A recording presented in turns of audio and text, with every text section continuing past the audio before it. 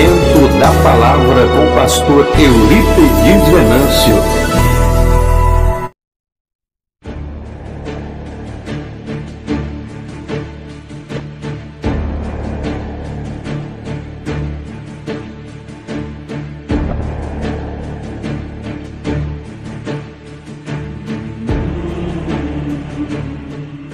Muito bem, a paz do Senhor Jesus a todos os nossos amigos e irmãos ibadianos.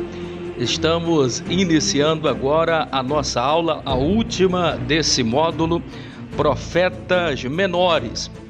Foi uma bênção, Samuel Suana foi o autor desse livro e aqui nós aprendemos valiosas e abençoadas lições aqui no viver, na obra de cada um destes profetas aqui. Realmente uma bênção para a glória de Deus. Fique só um minutinho aí, meus queridos alunos. Eu só vou pedir aqui para trazer uma água para nós, porque o seu pastor chegou hoje aqui na correria e a gente quer estar hidratando um pouquinho. Se é uma hora de aula e a gente precisa de um pouquinho de água aqui. Nos aguarde só um minutinho, já retornamos.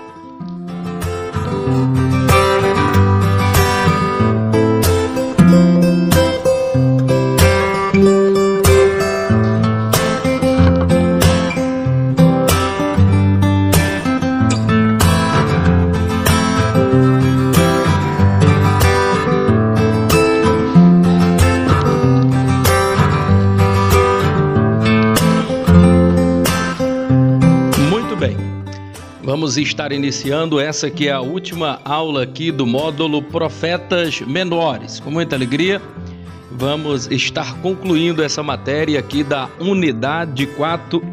Abra, por gentileza, aí na página 149 do seu livro, página 149. Os irmãos que estão chegando aí, grande abraço a todos vocês. O irmão Geraldo, o irmão Marcelo, a Rose, Idiane, Maria Alice, a Josilene, a Jussara, Sandoval, Mendes, Galvão, Samuel Dias, todos os nossos irmãos. É uma turma grande aí de 100 e poucos alunos. Deus em Cristo Jesus vos abençoe. Se eu esquecer de estar falando aqui no final, nós gostaríamos de estar transmitindo aqui o nosso abraço a todos vocês. Foi um prazer realmente imenso poder estar ministrando esta aula aqui dos profetas menores para todos vocês. Ibadianos aqui da sala 6 no centro e ibadianos aí também do setor sul, lá de Taquaralto e toda aquela região ali das Aurenis, Taquari e tudo mais. Grande abraço a todos vocês e agradecendo aqui também o nosso diretor central, Paulo Rodrigo, agradecendo também Matheus Rocha, da região sul, o nosso diretor aqui geral, pastor Silas Batista, ao conselheiro aqui do DEC, pastor Erisvan Batista, o nosso pastor presidente. Grande abraço a todos esses grandes homens de Deus. Vamos aqui, temos muitas coisas para falar e pouco tempo para executar. Realmente muito difícil a gente fazer aqui, sintetizar, dar uma visão panorâmica aqui dos livros Profetas Menores em uma aula, em uma unidade, apenas em 45 minutos, uma hora, tal como nós estamos fazendo. Mas precisamos estar ganhando tempo, estamos tentando aqui sintetizar aquilo que a priori seria mais interessante que vocês aí de casa estejam aprendendo, tá bom? Aí na página 149 do seu livro, unidade 4, prioridade, esperança e ética em tempos de recomeço. Prioridades, esperança e ética em tempos de recomeço. As prioridades aqui são as prioridades espirituais. É o que vai estar tratando o livro do profeta Ageu. As prioridades espirituais. Tudo na vida você precisa ter prioridade. Vamos abordar também o assunto que é por demais importante e relevante, sobretudo nos dias e tempos difíceis, tal qual nós estamos vivendo nos tempos odiernos. Falo da esperança, a bendita esperança que todos nós precisamos ter, e é sobre esperança que fala o profeta Zacarias. E no capítulo 3, já aqui da unidade 4 do nosso módulo Profetas Menores, vamos estar falando sobre a ética em tempos de recomeço. E a ética em tempos de recomeço é o tema abordado no livro do profeta Malaquias. Então vamos já aqui agora, sem perca de tempo, para a página 151 do profeta Ageu, primeiro profeta menor dessa última classe que nós estaremos falando aqui. Ageu fala sobre as prioridades espirituais. No capítulo 1 aqui do livro do profeta Ageu, você precisa se situar aqui mais ou menos no tempo. Esse profeta Ageu, ele é contemporâneo de Esdras, de Neemias, Zorobabel, Sealtiel, toda essa turma aqui. Então no capítulo é interessante nós observarmos aqui, prestarmos algo bastante atenção aqui, em um fator sobre para quem ele está enviando essa mensagem. O capítulo 1 de Ageu, ele vai ter este cuidado de estar falando aqui basicamente transmitindo a mensagem. Para quem ele está transmitindo a mensagem? Evidentemente que está falando para todo o povo remanescente que agora estão retornando para Israel para poder reedificar a cidade, mas sobretudo a mensagem é endereçada e ele endereça essa mensagem transferindo e falando agora para quem? Para Zorobabel.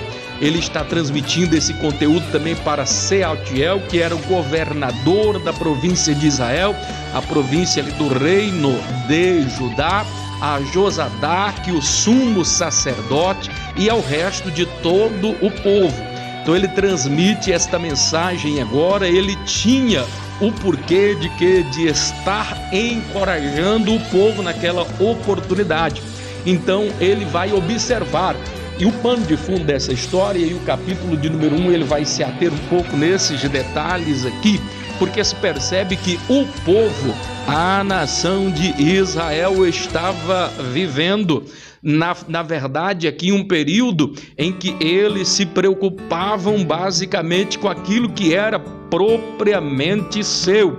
Estavam esquecendo-se das coisas de Deus. E é por isso que o profeta agora, e se nós aqui tivéssemos que fazer um resumo do livro, o resumo do livro seria: as prioridades espirituais precisam estar em primeiro lugar. O que significa dizer que eu, na verdade, tenho as minhas necessidades, mas dentro das minhas necessidades eu preciso estabelecer as minhas prioridades, porque se eu não estabelecer as minhas prioridades, eu perco o foco, eu perco a direção, eu fico sem rumo, eu fico sem ter um norte, um balizador que me fará chegar ao final, ao outro lado da jornada, ao outro lado da margem. Eu preciso de um direcionamento, eu preciso de uma bússola, eu preciso determinar aquilo que é urgente, aquilo que é necessário a médio e a longo prazo.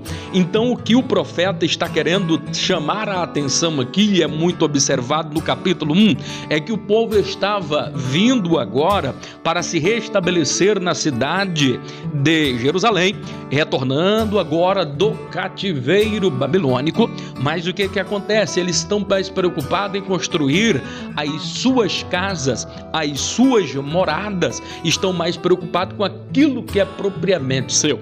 Agora vai chegar o capítulo de número 2 do profeta Ageu, e eu quero chamar a atenção porque o capítulo 2 ele é por demais importante, porque se você entender o capítulo 2 aqui do profeta Ageu, você já vai encontrar a chave para compreender a mensagem do livro, e você também terá algumas valiosas lições que você poderá estar aplicando para a sua vida.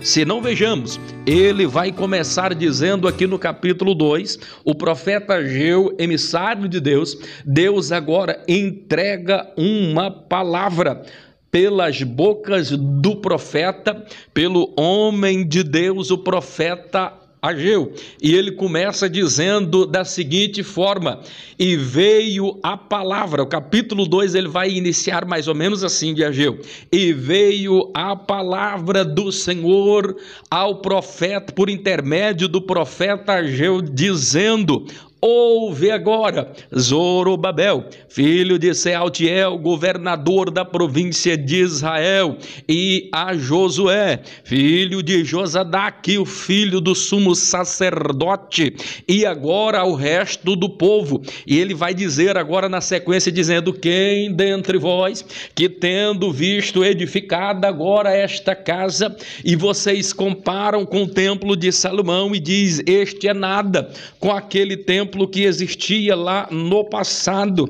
Então, agora qual é a função do profeta Ageu? É de reanimar, é de animar o povo, porque o povo agora já tinha edificado os muros, o povo já havia começado agora o templo estava parcialmente terminado, mas Deus queria encorajar este povo aqui nas prioridades, naquilo que era de primordial importância, naquilo que importava, naquilo que era interessante, naquilo que era priori, naquilo que era relevante. Então esse profeta agora, ele vai conclamar o povo a estabelecer as prioridades. Já falei, todos nós temos necessidades, mas eu preciso entender o que é prioridade.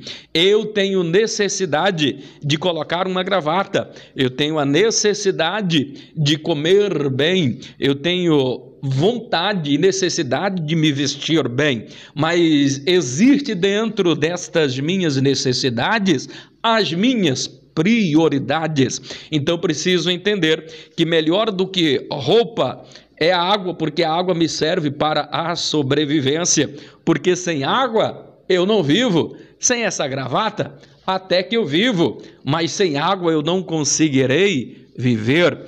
É importante também nesta oportunidade dizer, quando a gente vai fazer as nossas compras, veja primeiro aquilo que é necessário, aquilo que é utilitário, e os supérfluos, as balinhas, as guloseimas, as outras coisas que são supérfluas.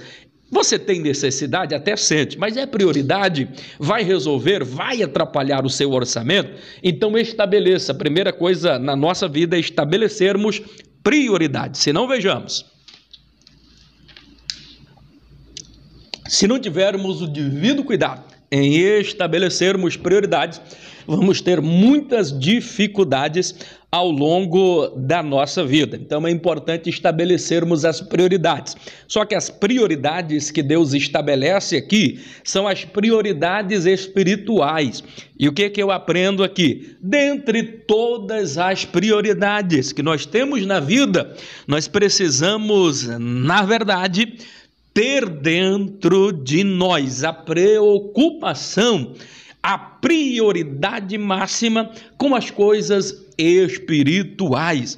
Eu necessito de várias coisas desta vida, eu preciso trabalhar, e eu preciso trabalhar para poder sustentar a minha família, mas eu também tenho que ter a minha preocupação de o alimentar espiritualmente. Eu tenho que comer as coisas materiais aqui, o arroz, o feijão, mas o principal para Deus é alimentar o espiritual. E de que forma nós nos alimentamos? Com a leitura da palavra de Deus. Como é que eu me alimento? Orando, jejuando, pagando preço, dialogando, conversando, buscando a face do Senhor, nos convertendo a cada dia. Então isso é prioridade, e o povo estava perdendo esta prioridade, e agora o profeta Ageu é levantado por Deus para trazer à memória, a lembrança e o cuidado para o povo de Israel de que eles deveriam estabelecer prioridades espirituais. E é isso que o profeta Ageu começa dizendo. E o interessante é que quando o povo agora começa a se preocupar, e a tônica aqui do capítulo de número 2, não vamos nos atermos muito aqui, senão gastamos muito tempo e a gente tem muita coisa ainda para andar. O importante para você entender, e aqui é o capítulo-chave, o capítulo 2, ele vai estabelecer aqui no capítulo de número 2, 3 promessas condicionais, que é de primordial importância. Se você tomar posse destas 3 promessas condicionais, por que eu digo que isso é importante? Se você tomar posse das 3 promessas condicionais da parte de Deus, estabelecidas aqui no capítulo de número 2 do profeta Ageu, você vencerá qualquer obstáculo, você para sempre será um vencedor, nada poderá lhe deter, ninguém conseguirá te resistir. Por quê? Porque você tem 3 importantes promessas aqui, meus amados e queridos irmãos, promessas valiosas que, se você tomar posse dela, nada vai lhe parar, para sempre será abençoado, louvado e engrandecido é o nome do Senhor Jesus por isso. E que promessas são essas, pastor Eurípides? E por que promessas condicionais? Porque a maioria, basicamente todas as promessas de Deus contidas na Bíblia, elas são promessas condicionais. Invariavelmente uma ou outra. Pode ser que seja uma promessa que ela, independentemente da condição, ela vai se cumprir. Muitos de nós, às vezes, pensamos que quando Deus prometeu, Deus vai cumprir, Deus vai fazer. Sim, Deus sempre cumprirá, mas infalivelmente, basicamente todas as vezes, 95% das vezes as promessas são condicionais. Para cada promessa, Deus estabelece uma condição. Ele diz, olha, eu lhe farei isso, eu lhe farei aquilo, porém tu precisa fazer isso e você precisa fazer aquilo. É por isso que muitas pessoas se frustram e dizem, olha, Deus prometeu e Deus não cumpriu. Tenha em mente que a falha está em você e não em Deus. A parte dele, ele está sempre pronto a cumprir, está disposto a nos abençoar. Então, as promessas de Deus, elas são invariavelmente, em sua maioria, condicionais. Agora, existem promessas e essas vão partir do princípio de Deus que, independentemente de alguém fazer ou deixar de fazer qualquer coisa, elas vão se cumprir. Mas essas promessas, elas já estão estabelecidas na palavra e uma vez estabelecido na palavra que vai acontecer e assim será, então não há como se revogar isto daí. Então essa não é uma promessa condicional. Mas aqui ele vai fazer 3 importantes promessas condicionais. E quais são elas? Ele vai dizer a primeira, rapidamente aqui só para nós resumirmos. A primeira ele vai dizer, agora ouve, ó Zorobabel, filho de Sealtiel. Ele chama agora todo o povo e ele transmite a mensagem agora para todo o povo, dizendo da seguinte forma, esforçai Zorobabel, filho de Sealtiel, esforçai Josadaque, esforça-te, esforça-se, sumo sacerdote, e trabalhai, porque eu estarei convosco. Agora, para cada promessa que Deus faz, ele estabelece uma condição. Qual é a primeira promessa condicional? É que Deus estaria com eles. Irmão, existe algo mais reconfortante para nós de sabermos que vamos abrir um negócio, que nós vamos estabelecer algumas coisas, alguns desígnios em nossas vidas, e Deus diz assim, olha meu filho, eu sou contigo, eu estou contigo nesta obra, eu garanto, eu estou contigo. Então é a primeira promessa condicional. E qual foi a condição? A condição para Deus estar junto com eles, para Deus estar com eles, era que o povo deveria se esforçar. Entendeu, queridos? Aqui uma condição, porque as bênçãos de Deus, ela não vem de graça. Nós precisamos entender esse pressuposto de que, na verdade, Deus quer nos abençoar. Deus tem promessa para a nossa vida. Deus, ele quer nos abençoar de uma forma muito grande e especial. Contudo, eu devo me esforçar. Toda vitória tem um preço para chegar em Jerusalém, para poder tomar posse da terra prometida, para poder entrar na Canaã celestial. Primeiro tiveram ali os israelitas que derrubaram os muros de Jericó, não eles, mas pela fé, tiveram que trabalhar, tiveram que andar pelo deserto, tiveram que vencer o frio, a fome, fome e a sede. Então entenda sempre: entre você e a sua vitória, entre você e a sua bênção, haverá um obstáculo que você precisa vencer. Para você conquistar algo,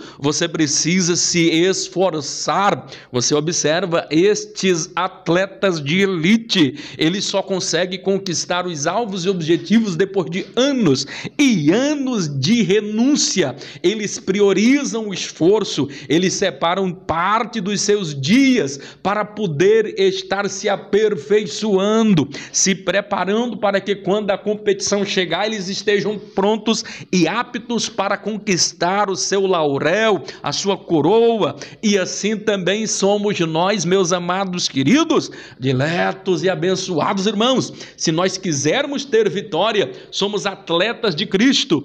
Eu preciso invariavelmente esforçar.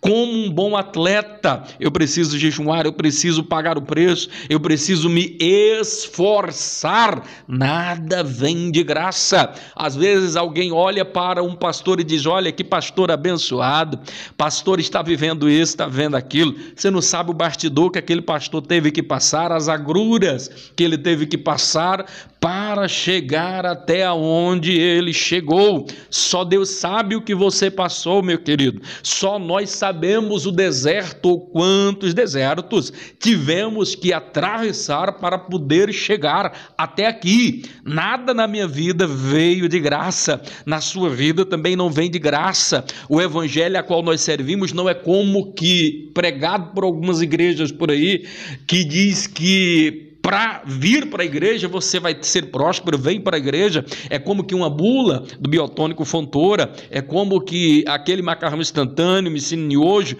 ou me ensine que nojo, que eu não gosto daquilo. Então assim, que as pessoas na verdade quer tudo para agora. Ele ora, ele vem para a igreja e quer ser próspero, quer ser abençoado. Irmão, paga o preço. Vamos parar com essa bobagem. Tem muita gente aí comprando uma chavezinha da sua casa, vai para a campanha do Universal, não sei de que, não sei das quantas, e sai depois de lá com um volante, dizendo que aquele volante ali é o seu carro, e se você sorrir daquilo dali, ele lhe ridiculariza, porque diz que você não tem fé e que isso. Eu um outro dia encontrei com um ser humano desse nas ruas de Taquaral com um volante. O ser humano tinha pagado R$500 naquele volante ali, e aquele volante era a chave do seu carro, que ele tinha fé. Irmão, até a última vez que eu vi, o coitado estava andando de a pé e às vezes de bicicleta emprestada. Vamos parar com essa bobagem. A pessoa, ele na verdade está querendo viver de amuleto, de uma coisa muito fácil. Trabalhe, se esforça e Deus vai abrir as portas. Deus é quem mandou. Diga ao povo o quê? Marche, quer dizer, trabalhe, esforce, continue caminhando, porque se você ficar em um apartamento com a boca escancarada, cheia de dente, esperando a morte chegar, meu irmão, vou te contar, acomodado em um berço esplêndido, não vai acontecer nada na sua vida. Precisa de esforço, e quando você se esforça, aí Deus abençoa, aí Deus é contigo. Deus vai dizer assim: olha, eu sou contigo porque tu estás se esforçando, eu vou abençoar o teu ministério. Você está fazendo o curso agora do IBAD, você está tentando, está se preparando para quando a oportunidade vir, você vai estar preparado, apto para assumir tudo aquilo que Deus quer entregar para você. Louvado e engrandecido é o nome do Senhor Jesus. A segunda promessa que Deus faz é que o Espírito Santo estaria para sempre no meio dele, mas para isso eles precisavam trabalhar dioturnamente para isso. Quer dizer, trabalho tem a ver com esforço, mas eu posso trabalhar sem me esforçar. Às vezes é um trabalho que não exige tanto esforço. É por isso que está aliado esforço e trabalho, porque não basta apenas trabalhar, tem que trabalhar com esforço, porque trabalho, irmão, é de Deus. Eu tenho preocupação com o ser humano que às vezes coloca dentro da mente dele de que Deus o chamou porque ele é um profeta de Deus, e às vezes, irmão, não tem nenhum chamado aquele cidadão, e ele sai por aí dizendo: eu estou fazendo a obra. Eu já conheci muitas pessoas ao longo do ministério que às vezes ele era invocado, mas não era vocacionado para o ofício do santo ministério, era preguiçoso, não queria trabalhar e queria que as pessoas, na verdade, levassem a ele, que as pessoas pudessem estar sustentando ele de alguma forma. A bem da verdade, queridos, é que quem trabalha na obra deva viver da obra. Então a gente não quer aqui tirar essa questão, porque o obreiro, ele é digno do seu salário. Não é sobre isso que nós estamos querendo dizer, não. Mas o trabalho, mesmo você sendo pastor, você vivendo da obra, aí que você precisa trabalhar mesmo, em todos os aspectos.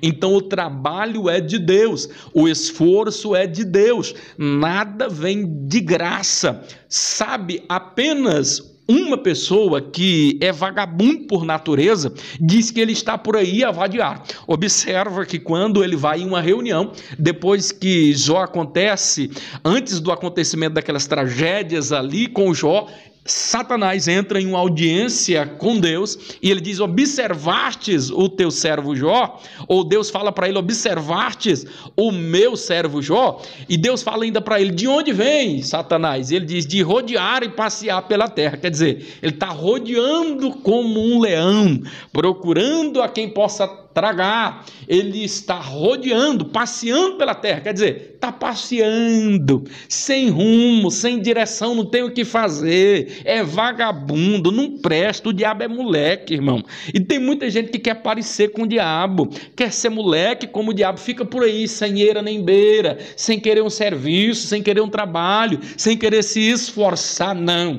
eu não vou trabalhar porque eu tenho um ministério. Irmão, quem é que disse que ter ministério impede você trabalhar, você se esforçar, você se esmerar, você se estudar, você ter uma qualificação?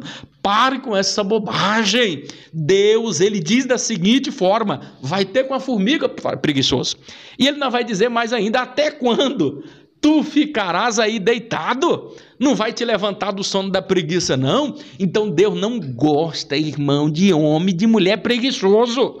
Porque Jesus trabalha e diz: olha, o meu pai trabalha e até hoje eu trabalho. Jesus trabalha, Deus trabalha. Por que nós, como filho dele, não queremos trabalhar? Não queremos nos esforçarmos? Precisamos nos esforçar, dedicar, trabalhar. A gente precisa colocar isso na nossa cabeça. Trabalho é de Deus. Deixa eu lhe dizer, existe apenas um lugar aonde não terá trabalho. Aonde, pastor? É no céu? Não, no céu é lugar de trabalho. O único lugar, meu querido, que não vai ter trabalho, e lá tu não quer ir, é no inferno.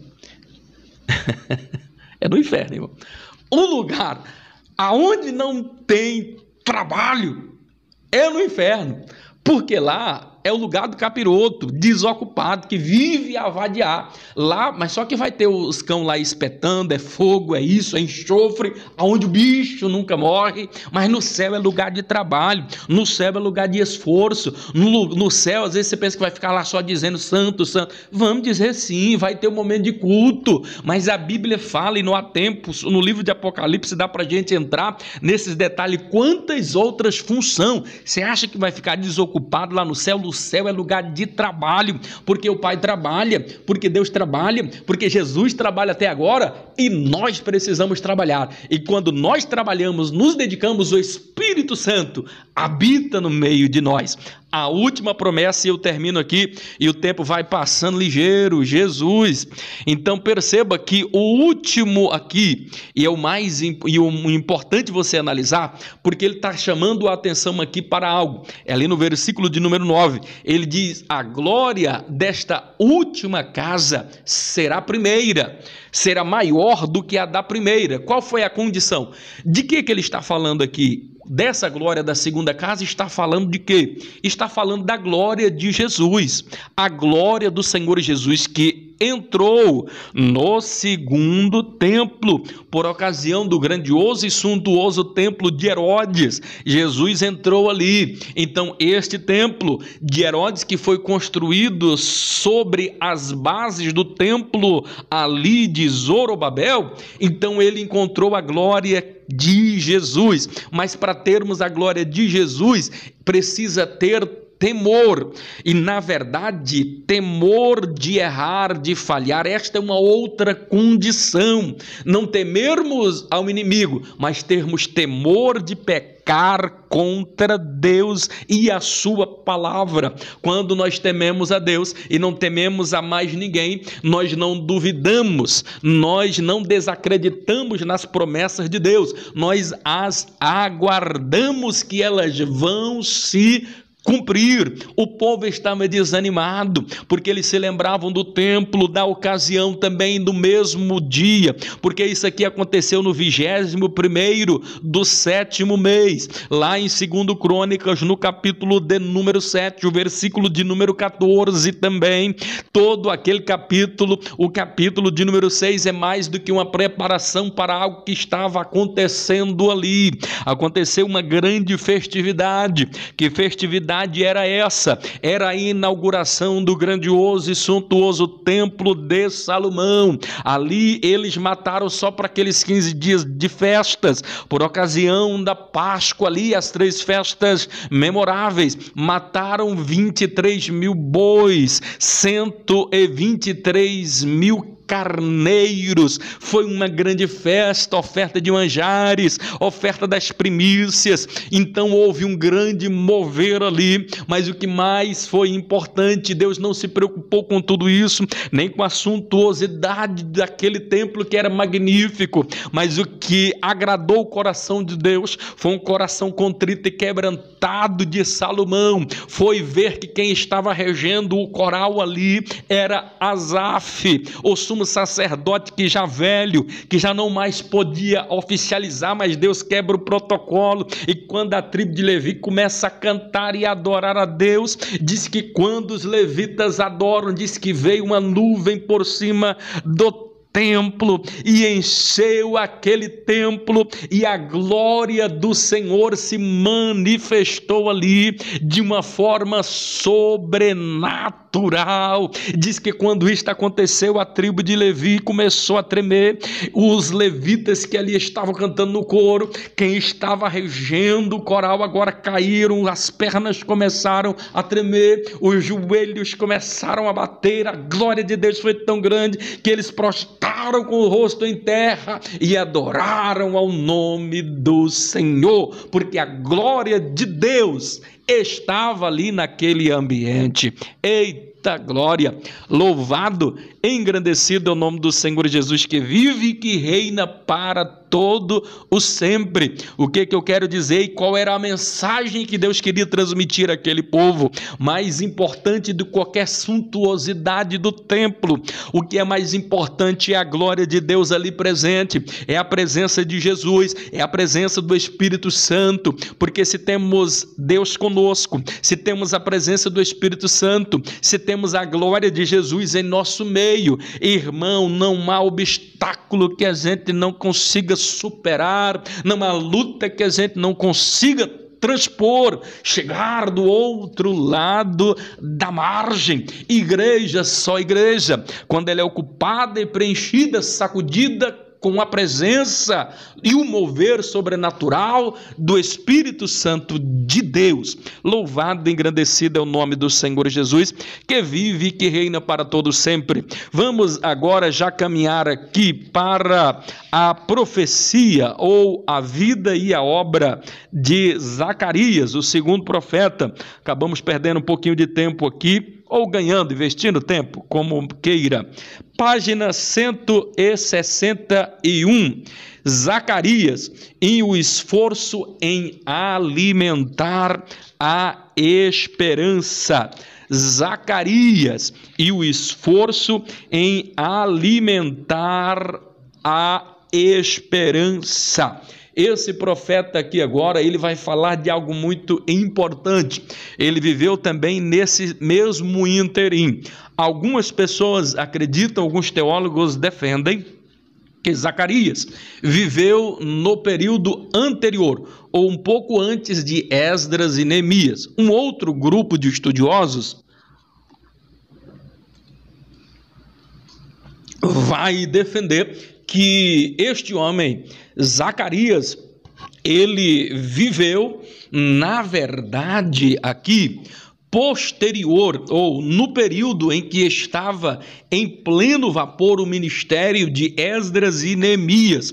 Um outro grupo defende que foi naquele período de 12 anos em que estava ali governando Zorobabel, em que agora Neemias tem que retornar agora lá para Assuero e ficar lá, porque havia uma promessa que foi condicional, disse: olha, eu deixo você ir, mas depois você precisa tornar a mim. Ele era copeiro do rei, então ele vai. Então diz que foi naquele período, mas a maioria, e eu também acredito, e estou aqui com a maioria, que na verdade este livro aqui do profeta Zacarias, ele foi escrito logo após o período de Esdras e Neemias. Por que é que eu creio que na verdade foi esse período aqui? Juntamente inclusive até com o livro de Malaquias, porque nós vamos observar algumas coisas semelhantes, que eu vou relatar agora e a pouco já também no livro ali de Malaquias. Mas alguma coisa aqui que nos chama a atenção aqui, e eu preciso, tem tanta coisa aqui para a gente falar, e já estão chegando aqui, a gente precisa dar uma aceleradinha aqui, mas quando a gente fala aqui de esperança, e a mensagem aqui do profeta Zacarias, que ele vai trazer aos nossos corações de uma forma aqui que vai ficar impregnada, é o esforço em buscar a esperança. Albert Schweitzer já falava da seguinte forma, ganhador do Prêmio Nobel da Paz, salvo engano, no ano de 1967, ele já dizia que a maior tragédia que pode haver na vida de um homem, ou a maior tragédia na vida do homem, não é quando ele morre, mas é quando, mesmo ele estando vivo, deixa morrer dentro de si algo tão importante como que a esperança. A esperança jamais pode morrer na vida do crente. E é isso que o profeta Zacarias está tentando passar aqui para todos nós, está tentando nos transmitir aqui, de que precisamos crer e acreditar. No capítulo 1, é a primeira parte aqui do livro de Zacarias que a gente precisa analisar, do capítulo 1, do verso 1 ao verso de número 6, ele vai tratar aqui de algumas visões que esse profeta teve. Não vai dar tempo para nós falarmos aqui sobre essas visões aqui, mas a primeira dela, ela vai falar de uma visão de uns cavalos de várias cores. Também não dá tempo às vezes aqui para a gente falar, mas fala de um cavalo branco, fala de um cavalo vermelho. Na verdade, a gente fala vermelho aqui, mas no hebraico nem está dizendo vermelho, porque vai ser a junção de um vermelho com um branco que vai dar o marrom, porque não tem essa palavra aqui no hebraico, vermelho, mas aí a junção desse vermelho com o branco vai dar o marrom, então seria um marrom aqui, e esse cavalo ele simbolizaria as nações que vinham para destruir Israel, mas que Deus seguraria com esse cavalo marrom, circuncidando ali a Jerusalém, de tal forma que eles não seriam destruídos, e isso se cumpriu realmente, literalmente. Não temos tempo de falar, mas eu gostaria de chamar a atenção correndo aqui para um outro tipo de cavalo, que é o cavalo branco. Esse cavalo branco ele representa muita coisa. Lembra lá no capítulo de número 19 de Apocalipse, um cavaleiro no cavalo branco, que é Jesus, que é o Rei dos Reis, o Príncipe da Paz. Ele representa muita glória. Embora que esse cavalo aqui, cavaleiro que está sentado nesse cavalo branco, não estamos querendo levar para esse contexto. Quero aqui enfatizar que esse cavaleiro que está em cima do cavalo branco aqui, ele está assentado em cima de uma murta. E isso me chama bastante atenção. Você que é amante da palavra do Senhor, você consegue fazer aqui um paralelo maravilhoso. O que é a murta? A murta, na verdade, é uma planta da região ali mais difícil de sobreviver na face da terra. Ela está no lugar mais baixo, no local mais quente, no local mais baixo do planeta Terra, aonde pouquíssimas plantas conseguem sobreviver. A murta está ali presente, ali naquele mesmo terreno, ali onde está o Mar Morto, naquela proximidade, a parte mais baixa da terra, ali por Jericó, ali por toda aquela região da Palestina, você consegue encontrar a murta. E o que se percebe ali, principalmente naquela região que é tão desértica, e por que ela é tão desértica ali? É porque as estações, elas são bem definidas. Quando é calor, é muito calor, e esse calor queima as plantas, aqueles seres vivos, as plantas que estão ali. Difícil você encontrar uma planta verdinha. Da mesma forma, quando é período de frio, é frio mesmo, chega até mesmo da geada. Então o que não é consumido com calor é queimado ali pelas geadas. Por isso que é tão deserto, é um local difícil, o ar é mais rarefeito, as dificuldades ali são maiores, é um dos lugares mais difíceis de sobreviver. Por exemplo, ali na região do Mar Morto, muito baixa, ali é muito difícil a sobrevivência. E o que é que acontece? A murta, aonde todas morrem, aonde todas as plantas não conseguem sobreviver, a murta permanece verdinha, viçosa, é quase que indestrutível. Parece que nada consegue matar uma murta. Ela está sempre brilhando, ela está sempre viçosa. Pode passar dias, meses, anos sem chover, pode vir frio, pode vir calor, mas a murta, meu querido, ela não morre, ela permanece viva. Então a murta representa a esperança. Esse cavaleiro, nesse cavalo branco também, poderíamos simbolizar que é Jesus. Quer dizer, se nós estamos montados num cavalo branco, a qual Jesus veio montado nele, e se nós estivermos neste cavalo branco, assentados em cima de uma murta, quer dizer, se nós tivermos Jesus, se nós estivermos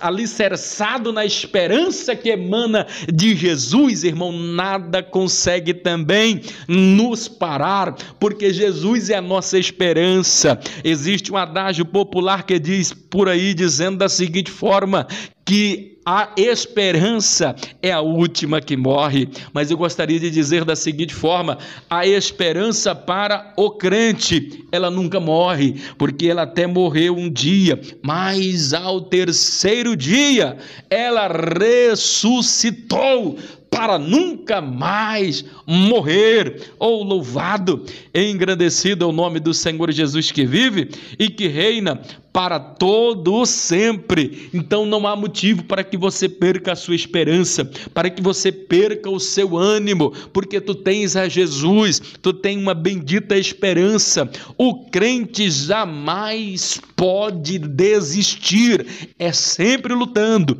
é sempre acreditando. Tá parecendo difícil, tá? As lutas estão sendo muito grandes, tá? Mas maior do que as lutas, maior do que os obstáculos e que todos os teus problemas juntos, é Deus para lhe garantir e lhe dar a vitória. Oh, aleluia! Louvado e agradecido é o nome do Senhor. Para ganharmos tempo aqui, já finalizando, vamos agora para a conclusão aqui. Vamos ler agora o que fala sobre Malaquias. E falando aqui sobre Malaquias, a gente conclui esta parte, página 171, aonde eu falei aqui que basicamente aqui esse Malaquias e Malaquias, se existe alguma dúvida do tempo em que estava presente aqui, qual foi o tempo que escreveu o livro de Zacarias, nesse livro aqui nós não temos nenhuma dúvida o tempo em que Malaquias viveu. Por que que nós sabemos? Porque se em Zacarias existia ainda o culto, se não existia ainda uma forma de culto ainda estabelecida, estava meio difícil, estava meio que capenga, lá no livro também do profeta Ageu, estava precisando estabelecer o culto, lá estava terminando de construir o templo, Deus estava os animando. Então esse mesmo problema aqui não vai acontecer no livro de Malaquias. Está havendo culto, está tudo tranquilo, está tudo normal, eles estão no templo, tem o sacerdócio está em pleno exercício, o que não estava acontecendo nos dois livros anteriores. Então, se havia alguma dúvida, este livro aqui, por exemplo, de Malaquias, não existe nenhuma sombra de dúvida que ele escreveu esse livro logo após aí a vida e obra de Neemias e Esdras, porque o culto estava em plena ascensão, e nesse outro período ainda anterior a isso estava precisando ser restabelecido o culto. Outra coisa digna de nós estarmos enfatizando, e nós já estamos concluindo aqui, meu amigo pastor Ribamar já se assentou ali, e ele vai estar daqui a pouquinho ministrando para a turma dele também. Meu amigo, meu companheiro está ali, Deus abençoe, louvado seja o nome do Senhor.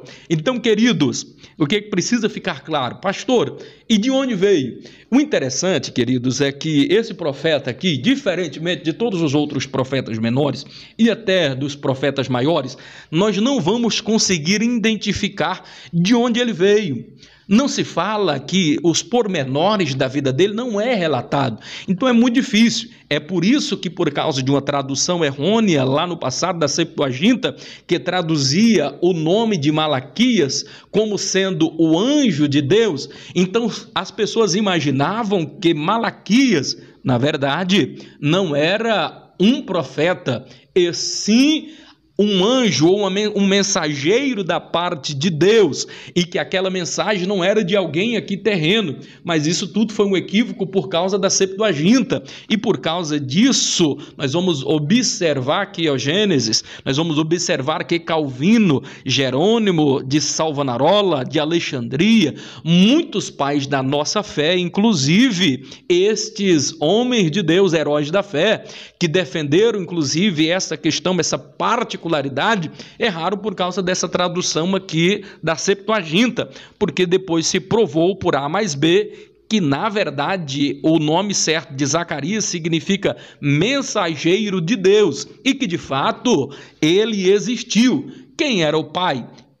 De onde ele veio? De qual era a tribo? São questões mais difíceis que nós temos aqui de responder e até mesmo de falar. Mas por que é que, na verdade, Malaquias não se preocupa em dizer de onde ele veio, quem era a sua família, quem era a sua tribo? E vocês lembram que das 4 principais interrogações que nós precisamos fazer ao estudar os livros dos profetas menores e maiores, sobre aquela questão: quem escreveu, onde escreveu, por que escreveu e para quem escreveu?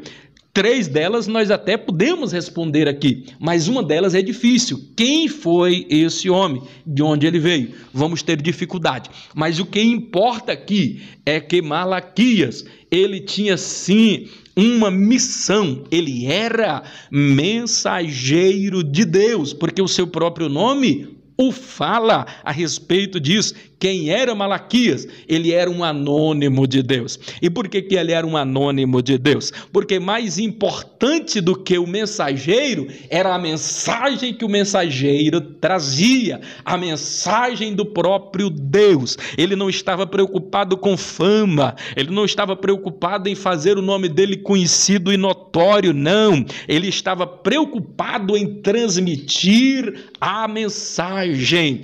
Sobre todos os cuidados que se deva ter um pregador, um mensageiro da palavra, é o de pregar a palavra. Sobre todos os cuidados em que deve ter o mensageiro da palavra, a principal delas está na diligência com que esse mensageiro transmite a mensagem que as pessoas precisam ouvir, e não apenas aquilo que elas desejam ouvir. Então Malaquias, ele trazia a mensagem de Deus, Tal como Deus transmitiu a ele, desta forma ele estava transmitindo ao povo. Finalizando aqui, não temos tempo para conjecturar o que você precisa saber aqui a respeito de Malaquias e ficar gravado para efeito de prova.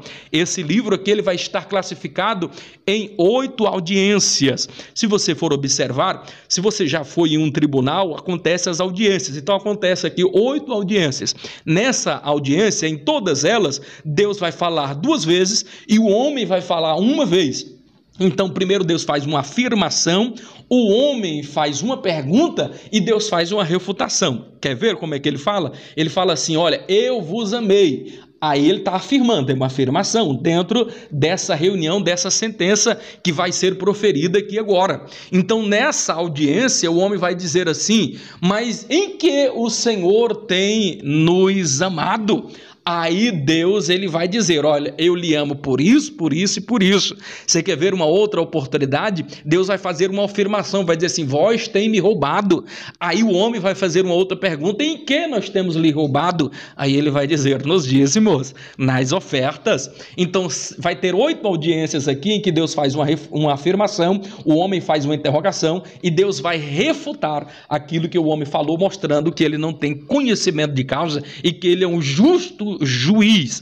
Finalizando aqui, deixando um grande abraço a todos vocês. O livro aqui de Malaquias, ele vai deixar aqui um pensamento muito forte a respeito da ética que todos nós precisamos ter. Estava faltando ética no meio do povo, e eu finalizo aqui dizendo que a ética, ela sempre precisa estar presente, assim como Malaquias estava chamando a atenção para que houvesse a ética, porque não estava havendo ética no culto, estava até tendo culto, mas era um culto à sua maneira, e ele estava dizendo, esse culto não presta, Deus não está recebendo esse culto, está faltando ética, ética entre os irmãos, ética entre os sacerdotes, ética na ministração da palavra. E o que é ética? Uma das coisas, e eu finalizo aqui, não temos mais tempo para conjecturar, uma das melhores afirmações que eu encontrei sobre ética fora dita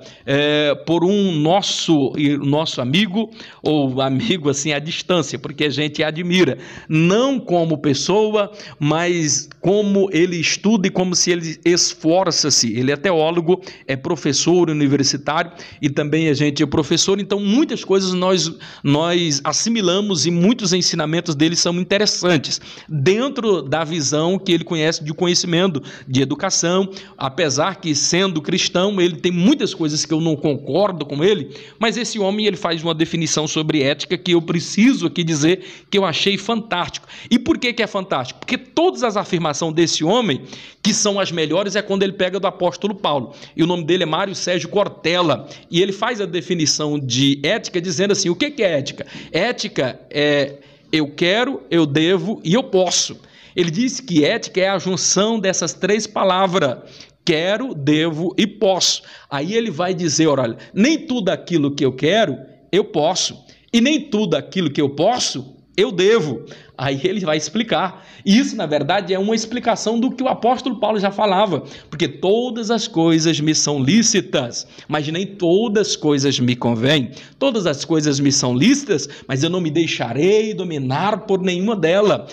Quando é que aquilo que eu quero, aquilo que eu posso, vai casar com aquilo que eu devo fazer? É quando aquilo que eu quero fazer é correto, quando aquilo que eu posso fazer está dentro dos limites da palavra do Senhor Jesus, a isso é o que eu devo fazer. É a ética aliada à palavra de Deus, porque muitas pessoas falam de ética, e quando fala de ética, muitos professores, eles são tão éticos que eles deixam de exercitar o amor. A ética para nada serve se nela não estiver contido o amor e a empatia. Grande abraço a todos vocês, meus amados e queridos irmãos. Terminamos aqui a nossa aula do módulo 4. Falamos desses 3 profetas abençoados. Deus em Cristo Jesus os abençoe. Dê uma noite abençoada na paz de nosso Senhor e Salvador Jesus Cristo.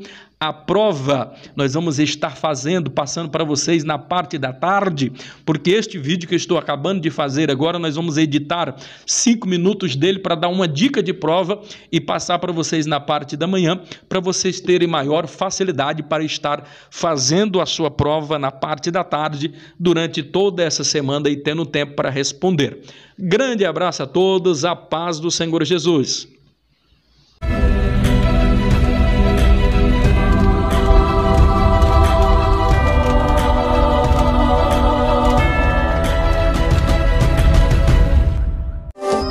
Você já se inscreveu em nosso canal no YouTube? Compartilhe com seus amigos e divulgue nossos vídeos. Mensagens de fé, reflexão, esperança e motivação.